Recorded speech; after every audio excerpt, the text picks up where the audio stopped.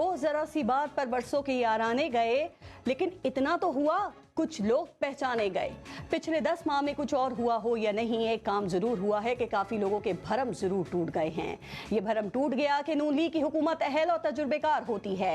ये भरम भी टूट गया कि मरियम नवाज बहुत मकबूल और क्राउड पुलर लीडर हैं। ये भरम भी टूट गया कि इमरान खान को तो सियासत नहीं आती।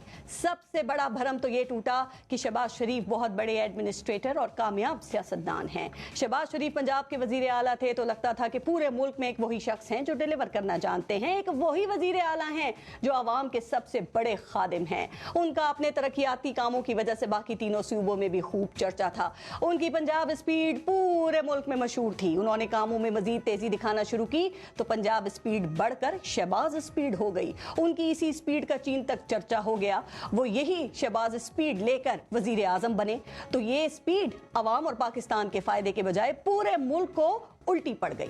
उन्होंने काबिना बनाना शुरू की तो काबिना ने ऐसी शहबाज स्पीड पकड़ी कि आज तक किसी की पकड़ में ही नहीं आ रही।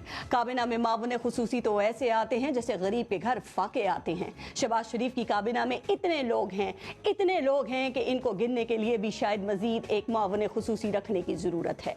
शहबाज स्पीड मईशत ठीक करने की तरफ गई तो मईशत ने खाई की तरफ इसी स्पीड से सफर शुरू कर दिया। मिफ्ता इस्माइल की जगह इसहाक डार को लाया गया, लेकिन शहबाज स्पीड को रोकना किसी के भी बस में नहीं रहा और तबाही का यह सफर आज तक जारी है। अब हाल यह है कि IMF से मुआहदा तक नहीं हो रहा। महंगाई को शहबाज स्पीड लगी तो महंगाई रॉकेट से भी तेजी से सफर करके आसमान तक पहुंच गई।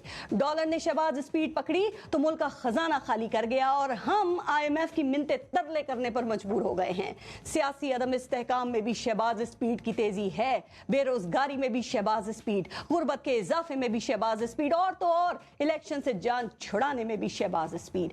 अब ये शहबाज स्पीड अवाम के फायदे के बजाय आखिर पाकिस्तान के नुकसान में क्यों तब्दील हो गई है?